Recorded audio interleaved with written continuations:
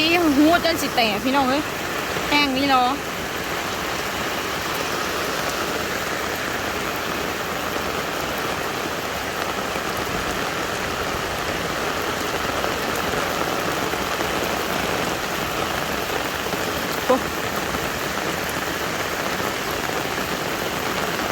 ตกแป๊บเดียว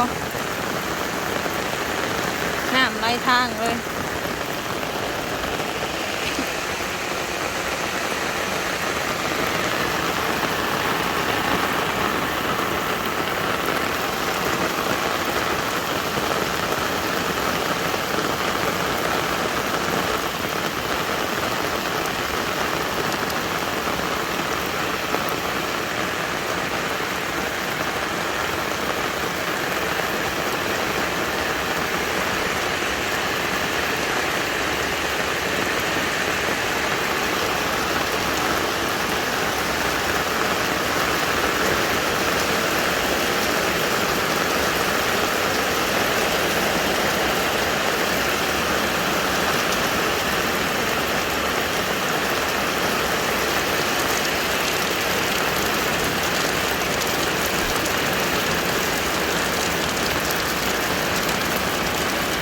เอื่อนเลยแต่ว่าช่องใต้นะมืดพี่น้องหมดอ๋อมืดเลยเหรอ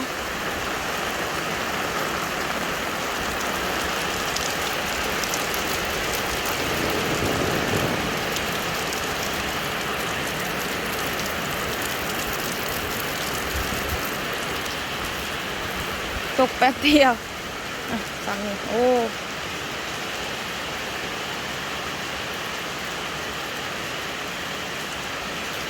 เดี๋ยวไปส่งเมืองลูกชายก่อนเข้าไปในห้อง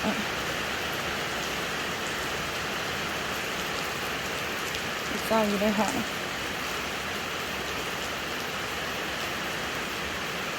จึ๊บจึ๊บ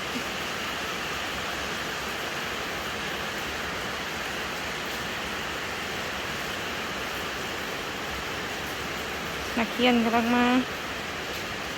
คนหมดมันตก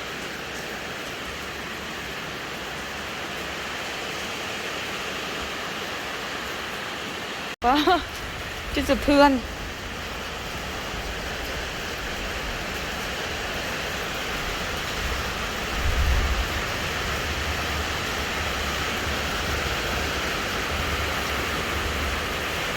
บาดแห้งบาดคอ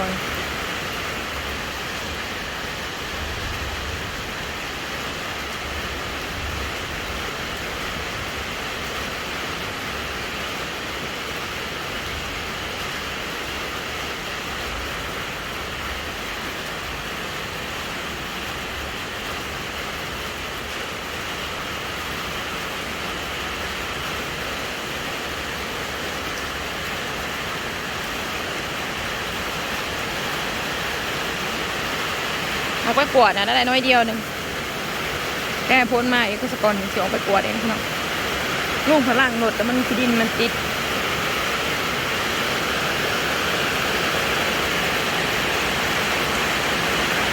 ฝานุ่นๆทานเนี่ยเด้อจ้าค่ะเนาะวันใจเนาะ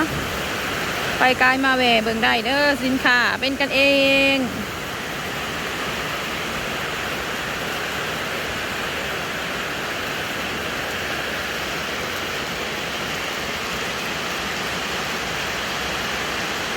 ทำไรเล็กๆหน่อยพี่น้องเอ้ย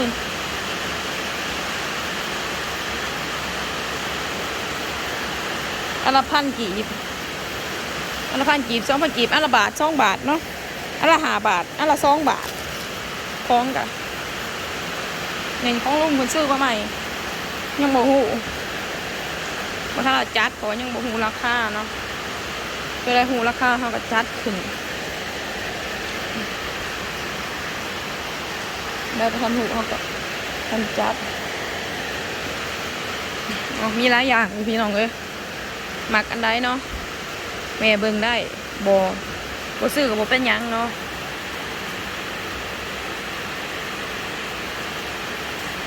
ลูกชายอยู่ในห้องนี่กันโอ๊ยมียังหลายพี่น้องพอกันใหม่คลิปหน้าเนาะฝากเบิ่งฝากชมฝากเป็นกำลังใจ ฝากกดไลค์กดแชร์ฝากเบิ่งหลายๆนะพี่น้องเด้อ